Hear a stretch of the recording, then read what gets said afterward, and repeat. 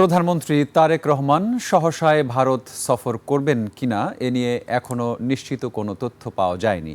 তবে বাংলাদেশ ও ভারত দুই দেশেই তার সফর নিয়ে আছে ব্যাপক আলোচনা এবং আগ্রহ।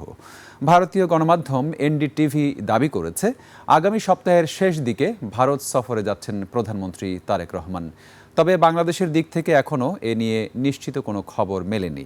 তারপরও তারেক রহমান শেষ পর্যন্ত ভারত সফর করলে বাংলাদেশ ফার্স্ট এই নীতিতে ক্ষমতাচ্যুত শেখ হাসিনার প্রত্যর্পণ, গঙ্গা চুক্তি, সীমান্ত সংকট সমাধানে জোর দেওয়ার তাগিদ বিশ্লেষকদের। মানিক শিকদারের রিপোর্ট।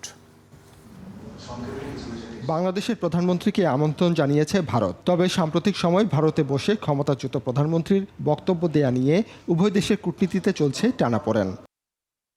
বিরোধী রাজনৈতিক দলগুলোর ভারত বিরোধী করা অবস্থানের মধ্যে এই সফর হলে প্রধানমন্ত্রী তারেক রহমানের সাথে ভারতের প্রধানমন্ত্রী নরেন্দ্র মোদীর বৈঠকেই নজর থাকবে সবার।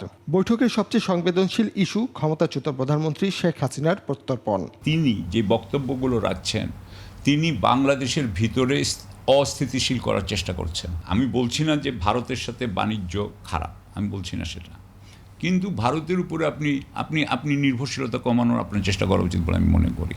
শুধু হাসিনা ইস্যুই নয়, দুই দেশের সামনে ঝুলছে বাস্তবধর্মী একাধিক বড় ইস্যু। ৩০ বছর মেয়াদী গঙ্গা পানি বন্টন চুক্তির মেয়াদ শেষ হচ্ছে চলতি বছরের ডিসেম্বরেই। সীমান্ত ব্যবস্থাপনা, ট্রানজিট, বাণিজ্য ঘাটতি নিয়ে আলোচনা হতে পারে। পক্ষান্তরে ভারতের উত্তর পূর্ব রাজ্যগুলোর নিরাপত্তা ও সংযোগের স্বার্থে ঢাকার সঙ্গে সুসম্পর্ক বজায় রাখতে চায় ভারত।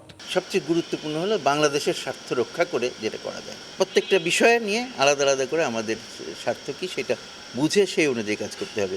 আপনি যাওয়ার আগের দিন একটা করে একটা ব্যুরোক্রেট আপনাকে 2 পাতার একটা বানাই দিবে, স্পিচ বানাই দিবে, ওইটা যে পড়বে, এটা তো আসলে কাজ হয় না। এগুলোর পিছনে তো আপনার পরিকল্পনা লাগে, তাই না? কৌশল, পরিকল্পনা।